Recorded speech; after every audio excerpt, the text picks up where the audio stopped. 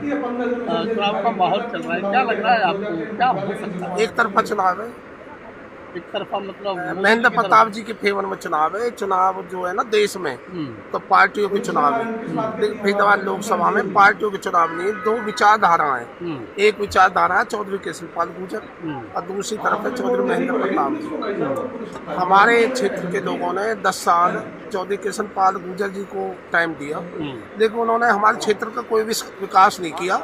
सिर्फ विकास किया तो अपना किया है। और मेरा तो यहाँ तक मानना है, लोगों का भी ये मानना है कि जितना चौटाला साहब ने फरीदाबाद में मतलब नुकसान नहीं किया, जितना 10 साल में केशरपाल गुर्जर ने फरीदाबाद को बिल्कुल, कहते हैं ना चौटाला साहब कहते हैं कि फरीदाबाद को फकीराबाद बना दूंगा, वो सिर्फ कहते थे।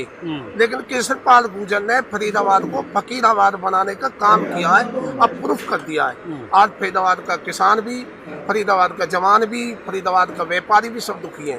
अगर आज जितने सत्ता में तो बहुत लोग रहे, सत्ता में तो इससे पुराने चौधरी महेंद्र प्रताप जी भी हैं, चौधरी अवतार सिंह भडाना जी भी हैं, लेकिन जितनी संपत्ति इन्होंने 10 साल में इकट्ठी कर ली, मुझे तो नहीं लगता आज मुख्यमंत्री लेवल का आदमी हो गया। इतना करप्शन है। आप सड़क देख लो, आप बड़ौली गांव में आए हो, बड़ौली गांव में एक विकास बता दो क्या है? बड़ौली में विकास नहीं है। अब जब बड़ौली ही मुख्य इतना बड़ा गांव गुजरों का है और गुजरों का MP है और उसी गांव में काम नहीं है, तो हमारे जैसे गांव में क्या होगा? हमारे गांव ही गुजरों के नहीं है। अगर आप जात पात की बात करते हो तो जी आप आरोप लगा रहे हैं, और भी लोग आरोप लगाते हैं कि भाई फरीदाबाद को खा लिया, बहुत सारी संपत्ति बना ली, व्यापार करके बना ली, भ्रष्टाचार का राजनीति। मैं केशरपाल से पुराना तो राजनीति में हूँ। केशरपाल जी 90 में पार्षद बने, मैं भी 90 से राजनीति में हूँ। मेरी रजिस्ट्री चेक कर लो, उसकी कर लो। दादा लाई किस पे ज्यादा प्रॉपर्टी है, मेरी तो आधे से ज्यादा बिक गई। और 53 साल है और 18 साल की उम्र से मैं फैक्ट्री चला रहा हूँ। मुझ पे तो आज तक इतना धन इकट्ठा नहीं हुआ।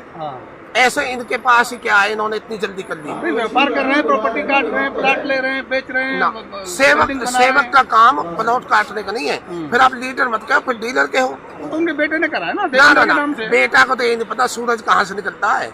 बेटे को क्या पता? बेटा में 100 तक गिनती ना ढंग से। सारा करप्शन चौधरी केशरपाल गुर्जर ने किया है और सब लोग जानते हैं। लेकिन फर्क क्या है, कुछ लोग अपने निजी स्वार्थ की वजह से मेरी तरह खुल के नहीं बोलते।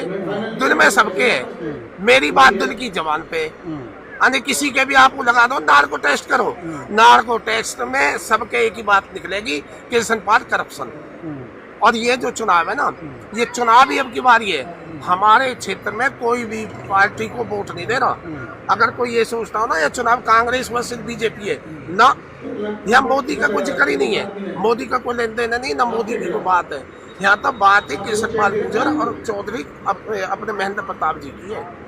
6.5 लाख से जीत हुई है, ये भी आपको ध्यान होगा। अब की बार 2 लाख से हारेगा, 2 लाख से हारेगा।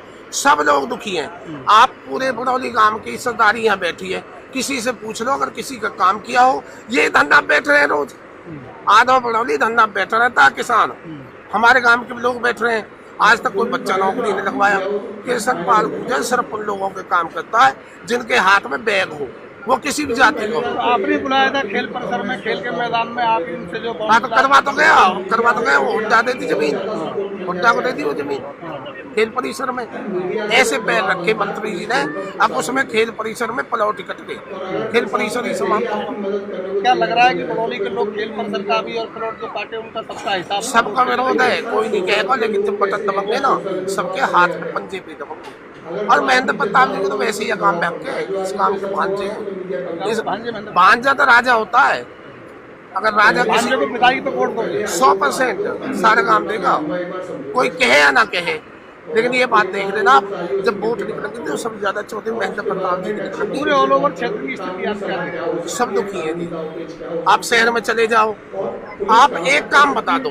देखो 10 साल वो मंत्री रहे, 10 साल में उनके 10 काम नहीं बता सकते, लेकिन उनके 20 काम अपने हैं। अमोली देखो कितनी बड़ी होगी, स्कूल खोल दिए, DPS मॉल बना रहे हैं, काम तो करता नहीं है। और सबसे बड़ी बात पता क्या है, चौधरी महेंद्र प्रताप जी बोलते हैं सॉफ्ट।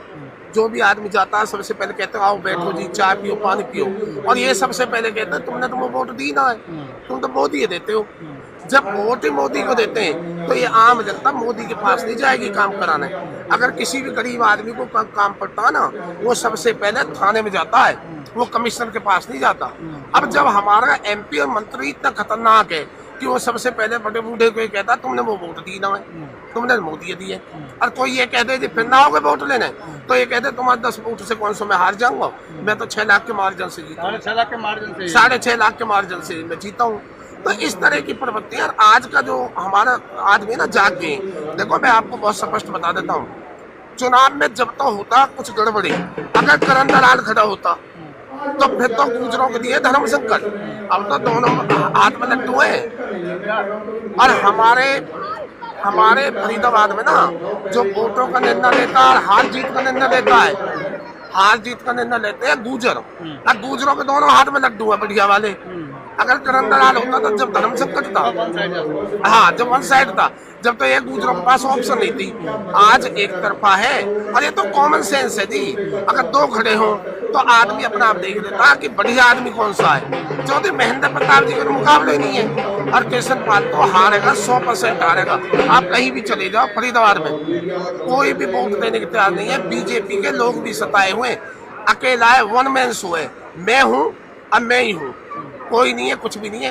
आप बीजेपी के एमएलए से पूछ लो, फरीदाबाद के कार्यकर्ता से पूछ लो, वो भी सताए हुए हैं। तो बहुत खुल के विरोध है, कोई वोट नहीं देगा।